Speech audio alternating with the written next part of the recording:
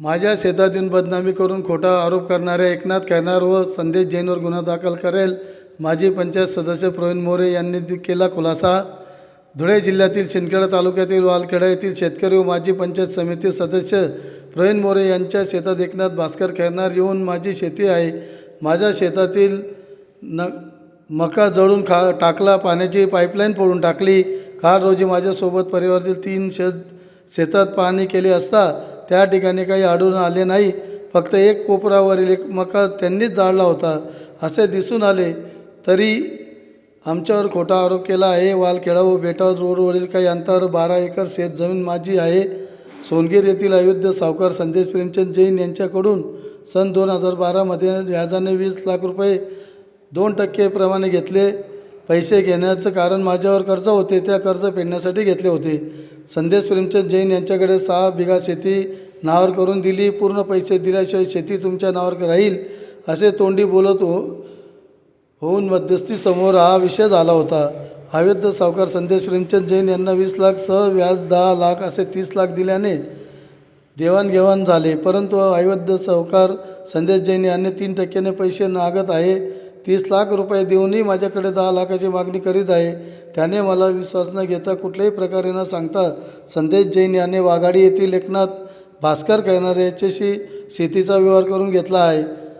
पैसे घेण्यापूर्वी असं काही विषय झाला नव्हता, परंतु राजकीय फायदा घेऊन संदेश जैन याने जाणून बुजून हा व्यवहार केला आहे। संदेश जैन याच्या विरोधात सहकार विभागातही तक्रार दाखल केली आहे। त्या ठिकाणी 2 ते 3 सुनावणी झाली, त्याची चौकशी करण्याची मागणी केली आहे। म्हणून संदेश जैन हा जाणून बुजून त्रास देत आहे। मात्र संपूर्ण 12 एकर बागेची जमीन ही माझी आहे। जमिनीवर पीक पेरणी केली आहे, रोज माणूस लावून पाणी देण्यासाठी वखरणी, निंदणी, कोयपणी सह इतर कामे करीत आहे। हा एकनाथ खैरनार सांगतो की माझ्या शेतातील मका प्रवीण मोरे व त्यांच्या चिरंजीव यांनी जाळला आहे, परंतु गेल्या 3 दिवसापासून लग्न समारंभ सुरू होता, आम्ही घरी नाही। रोज कुठे ना कुठे लग्न मोत या ठिकाणी जात असतो। शेतात माणसं नाही, आम्ही स्वतः नाही, परंतु एकनाथ खैरनार हा खोटा आरोप करत आहे, तरी माझी बदनामी करून आमच्यावर खोटा आरोप करीत मानसिक त्रास दिला आहे असे प्रवीण मोरे यांनी पत्रकारांशी बोलताना सांगितले। येणाऱ्या 2 दिवसात प्रशासनाने एकनाथ खैरनार, अयोध्या सावकार संदेश जैन यांच्यावर फौजदारी गुन्हा दाखल नाही केला तर मी स्वतः आत्मदहन करेल। जबाबदार सरकार खाते, पोलीस प्रशासन राहील असा इशाराही दिला आहे। वालखेडा पंचायत समिती माजी सदस्य मी माझ्या शेतामध्ये इथं येऊन पाहणी केली की माझ्यावर जो एकनाथ भास्कर खैरनार याने जो खोटा आरोप केला हा एकदम लबाडीचा व एकदम खोटा आरोप त्याने माझ्यावर केलेला आहे। कारण की हे क्षेत्र माझं क्षेत्र आहे आणि मी माझं क्षेत्र मी स्वतः म्हणजे जाडेल का?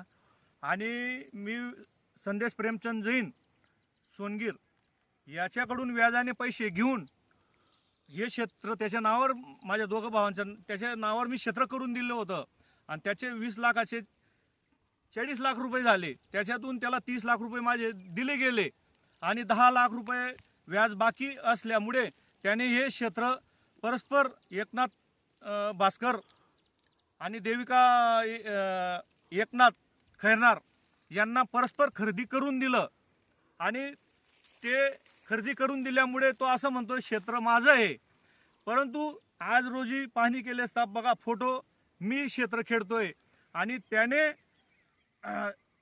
सोनगीरच्या वाण्याला परस्पर विकून दिलं आणि त्यानंतर आमच्या भानगडी झाल्या। त्यानंतर आम्ही सहकार खात्यामध्ये याची केस दाखल केलेली आहे। ची केस त्या कोर्टात धुळे कोर्टामध्ये सहकार आयुक्ताकडे दाखल आहे आणि ती केस चालू आहे।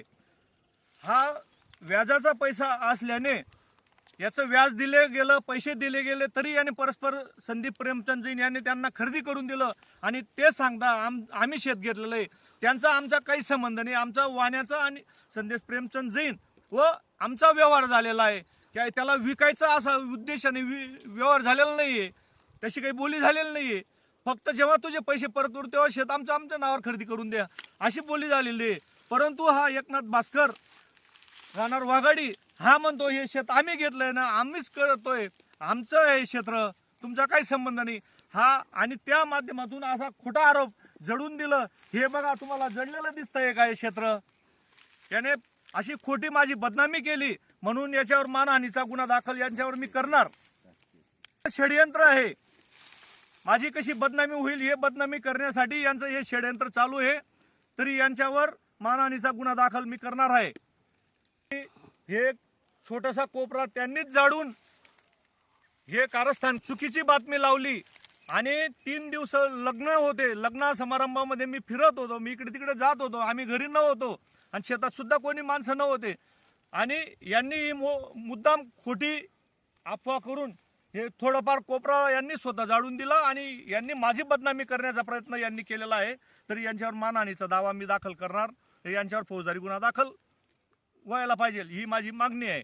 आणि माझं शेत माझं परत मिळायला पाहिजे, कारण की व्याजाचा व्यवहार आहे तो. व्याजाचे पैसे घेतलेले होते, व्याजाचे पैसे परत केलेले आहेत त्यांचे, आणि त्यांनी परस्पर खरेदी करून दिलेलं आहे क्षेत्र.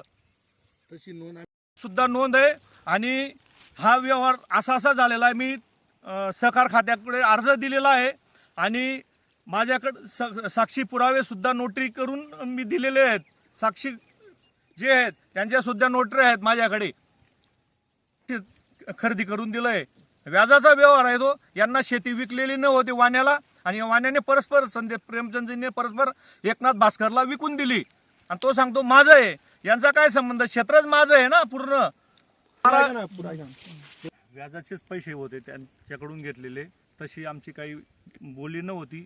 आमचं पैसे जेव्हा परत करू तेव्हा आमचं शेत परत करणार अशी बोली केलेली होती. तोंडी बोली होती, आणि साक्षीदार होते पूर्ण. हे त्याच्यातून 3 बिघे म्हणजे 4 बिघे क्षेत्र यांना त्याच्या नावावर वाण्याच्या नावावर करून दिलेलं होतं, आणि त्या बदल्यात त्याच्याकडून व्याजाचे पैसे घेतलेले होते. त्याचे पैसे परत केल्यानंतर सुद्धा 10 लाख व्याज बाकी राहिलं. त्याच्या बदल्यात त्याने दुसऱ्याला शेत विकून टाकलं एकनाथ भास्करला.